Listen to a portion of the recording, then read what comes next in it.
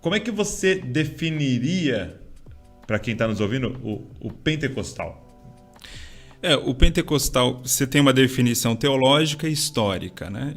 Histórica tem a ver com o avivamento da Rua Azusa, que ocorreu em 1906. É o fato principal. É o fato ali que inaugura o chamado movimento pentecostal moderno, né? Acontece em 1906 em Los Angeles. Então, a partir dali, o pentecostalismo é espalhado para o mundo todo. Então, as igrejas e os grupos vinculados, seja direto ou indiretamente a esse avivamento, são conhecidos como pentecostais, né?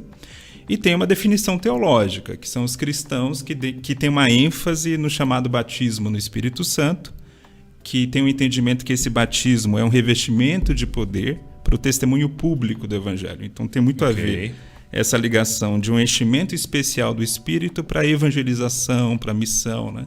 Aí tem a questão se esse enchimento vai ser evidenciado por línguas ou não. Os próprios pentecostais têm aí esse debate, né? Tem essa divergência.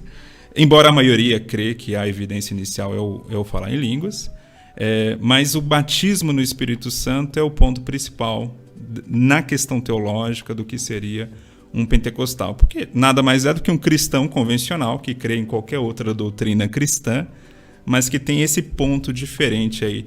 Porque, historicamente, o batismo no Espírito Santo é uma expressão que nasce na teologia metodista, e os metodistas entendiam lá no século XVIII, basicamente, que era uma experiência de santificação, né?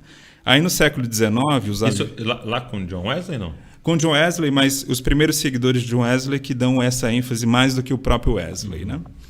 E aí, a partir do século XIX, que começa a mudar essa chave entre o chamado avivalismo americano, de que esse batismo é um poder para o testemunho público do Evangelho, né?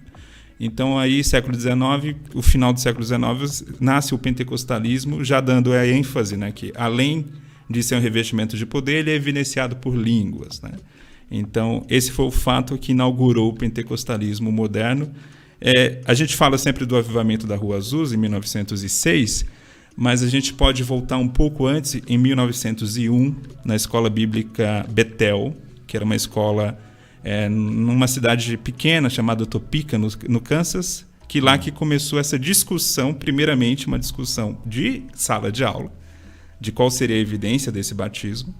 E aí, quando eles chegaram à conclusão que era o falar em línguas, a partir de Atos, eles começaram a buscar na prática, né, em oração, até que a primeira aluna é batizada e começa a falar em línguas, Agnes Ozman. Ela já tinha uns 32 anos na época, e ela foi batizada no dia 1º de janeiro de 1901, primeiro dia do século XX.